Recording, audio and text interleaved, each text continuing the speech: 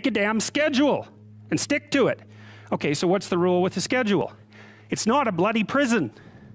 That's the first thing that people do wrong. They say, well, I don't like to follow a schedule. Well, it's like, well, what kind of schedule are you setting up? Well, I have to do this, then I have to do this, then I have to do this, you know, and then I just go play video games, because who wants to do all these things that I have to do? It's like, wrong. Set the damn schedule up so that you have the day you want.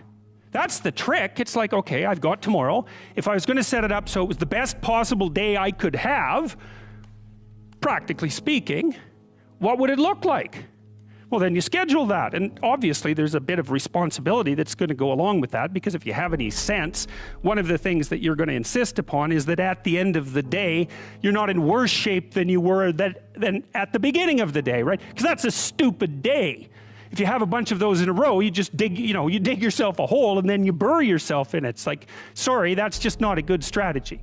It's a bad strategy. So maybe 20% of your day has to be responsibility and obligation, or maybe it's more than that, depending on how far behind you are. But even that, you can ask yourself, okay, well, I've got these responsibilities. I have to schedule the damn things in. What's the right ratio of responsibility to reward? And you can ask yourself that, just like you'd negotiate with someone who is working for you. It's like, okay, you got to work tomorrow. Okay, so I want you to work tomorrow. And you might say, okay, well, what are you going to do for me that makes it likely that I'll work for you? Well, you could ask yourself that, you know. So maybe you do an hour of responsibility and then you play a video game for 15 minutes. I don't know, whatever turns your crank, man. But, you know, you have to negotiate with yourself and not tyrannize yourself. Like you're negotiating with someone that you care for, that you would like to be productive and have a good life. And that's how you make the schedule. It's like, and then you look at the day and you think, well, if I had that day, that'd be good. Great. You know, and you're useless and horrible, so you'll probably only hit it with about 70% accuracy, but that beats the hell out of 0, right? And if you hit it even with 50% accuracy, another rule is, well, aim for 51% the next week, or 50.5% for God's sake, or because you're going to hit that position where things start to loop back positively and spiral you upward. Stop doing the things that you know are wrong that you could stop doing. Right? So it's a fairly limited attempt. First of all, we're not going to say that you know what the good is or what the truth is in any ultimate sense. But we will presume that there are things that you're doing that for one reason or another you know are not in your best interests. There's something about them that you just know you should stop. They're kind of self-evident to you. Other things you're going to be doubtful about. You're not going to know which way is up and which way is down. But there are things that you're doing that you know you shouldn't do. Now, some of those you won't stop doing for whatever reason. You don't have the discipline, or maybe there's a secondary payoff, or you don't believe it's necessary, or it's too much of a sacrifice, or you're angry or resentful or afraid. Who knows? So forget about those for now. But there's another subset that you could stop doing. It might be a little thing. Well, that's fine. Stop doing it and see what happens. And what'll happen is your vision will clear a little bit. And then something else will pop up in your field of apprehension that you will also know you should stop doing, and that you could stop doing, because you've strengthened yourself a bit by stopping doing the particular stupid thing that you were doing before. That just puts you together a little bit more. And you could do that repeatedly for an indefinite period of time. And you know, that doesn't necessarily mean that you're going to ever be able to formulate a clear and final picture of what constitutes the truth and the good. But it does mean that you'll be able to continually move away from what's untruth and what's bad. And, you know, that's not a bad start. You know, oh, I can't sleep at night because I'm thinking about something, and usually what I'll do is go write it down. I have some writing to do, so I get up and I go write down what I'm thinking, and that usually does the trick. But because I had been playing with YouTube, I thought, well, I'll try making YouTube video and telling people what I'm thinking about, and see if that performs the same function as writing. And to me, the function of writing, well, it's twofold. One is conceivably to communicate with people, although the fundamental purpose for me is to clarify my thoughts so that I know to, you know, because if something is disturbing you, what that means is that it needs to be articulated, it's the emergence of unexplored territory, something that disturbs you. That's the right way to think about it. It's unmapped territory that's manifesting itself. It's like a vista of threat and possibility, and you need to articulate a path through it. And so that's what I was doing. It's like I was thinking, well, this is bothering me, and this seems to be why, and here's what I think is going on, and so I made the videos, and in some sense, I didn't think anything more of it. You don't have to necessarily have done anything wrong for things to get completely out of control. It's a terrifying doctrine, but it's not a hopeless doctrine, because it still says that there's a way forward, there's a pathway forward, and the pathway forward is to adopt a mode of being that has some nobility, so that you can tolerate yourself and perhaps even have some respect for yourself as someone who's capable of standing up in the face of that terrible vulnerability and suffering, and that the pathway forward, as far as the existentialists are concerned, is by, well, certainly by the avoidance of deceit, particularly in language, but also by the adoption of responsibility for the conditions of existence and some attempt on your part to actually rectify them. And the thing that's so interesting about that is, well, two, as far as I'm concerned, and some of this is from clinical experience, you know, if you take people, and I've told you this, and you expose them voluntarily to things that they are avoiding and are afraid of, you know, that they know they need to overcome in order to meet their goals, their self-defined goals. If you can teach people to stand up in the face of the things they're afraid of, they get stronger. And you don't know what the upper limits to that are, because you might ask yourself, like, if for 10 years, if you didn't avoid doing what you knew you needed to do, by your own definitions, right, within the value structure that you've created, to the degree that you've done that, what would you be like? Well, you know, there are remarkable people who come into the world from time to time, and there are people who do find out over decades-long periods what they could be like if they were who they were, if they spoke their being forward. And they get stronger and stronger and stronger, and we don't know the limits to that. We do not know the limits to that. And so you could say, well, in part, perhaps the reason that you're suffering unbearably can be left at your feet, because you're not everything you could be, and you know it. And of course, that's a terrible thing to admit, and it's a terrible thing to consider, but there's real promise in it, right? Because it means that perhaps there's another way that you could look at the world, and another way that you could act in the world, so what it would reflect back to you would be much better than what it reflects back to you now. My experience is with people that we're probably running at about 51% of our capacity. I mean, you can think about this yourselves. I often ask undergraduates how many hours a day you waste, or how many hours a week you waste, and the classic answer is something like 4 to 6 hours a day.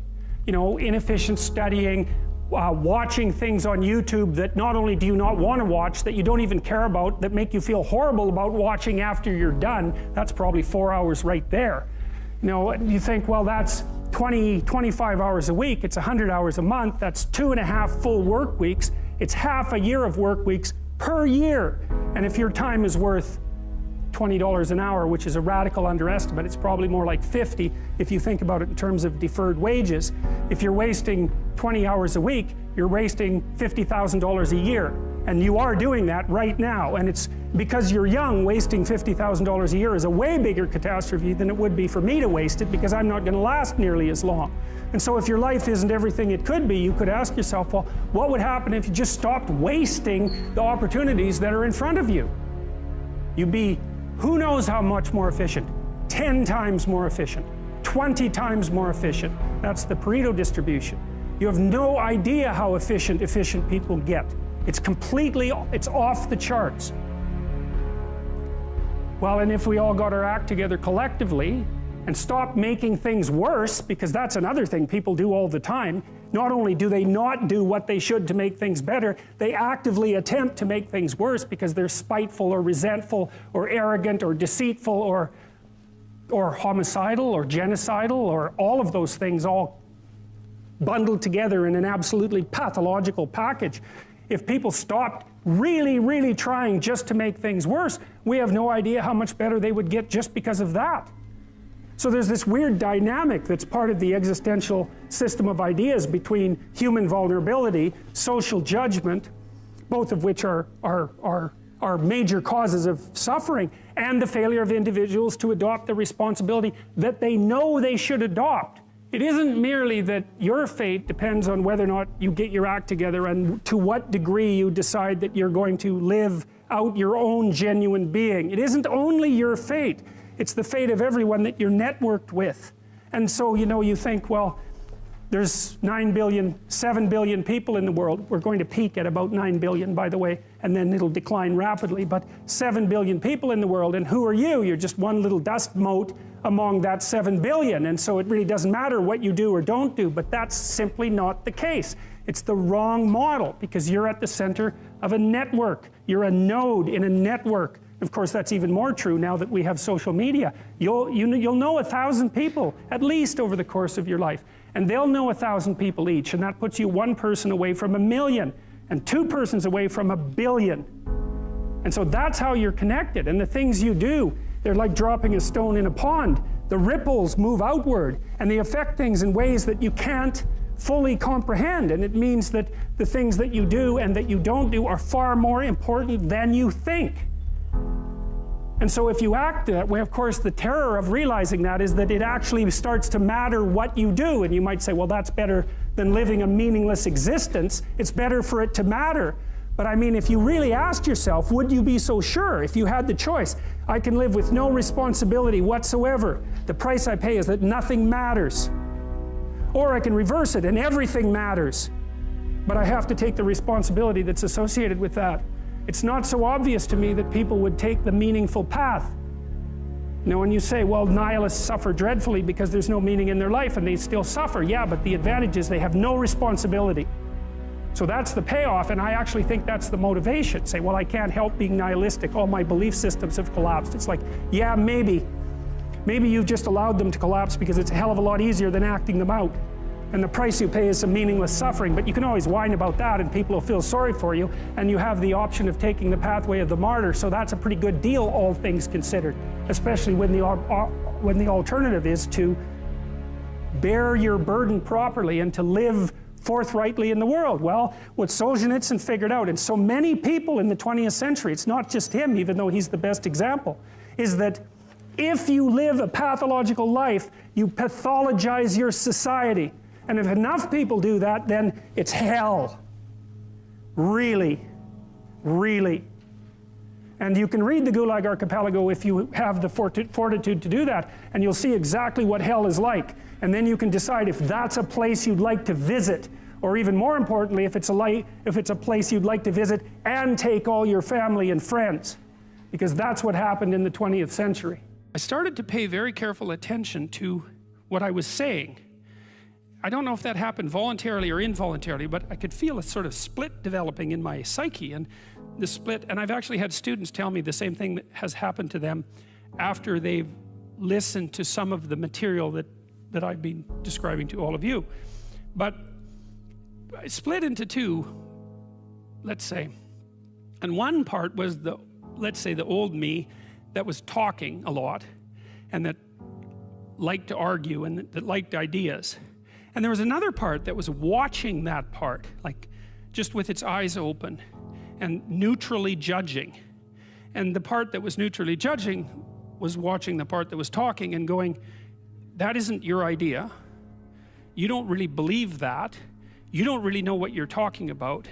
That isn't true. And I thought, that's really interesting. So now and that was happening to like 95% of what I was saying. And so then I didn't really know what to do. I thought, okay, this is strange. So maybe I've fragmented, and that's just not a good thing at all. I mean, it wasn't like I was hearing voices or anything like that. I mean, it wasn't like that. It was, well, people have multiple parts. So then I had this weird conundrum. It was like, well, which of these two things are me? Is it the part that's listening and saying, no, that's rubbish, that's a lie, you're doing that to impress people, you're just trying to win the argument, you know? Was that me, or was the part that was going about my normal verbal business me? And I didn't know, but I decided I would go with the critic. And then what I tried to do, what I learned to do, I think, was to stop saying things that made me weak. And now I mean, I'm still trying to do that, because I'm always feeling when I talk whether or not the words that I'm saying are either making me align or making me come apart.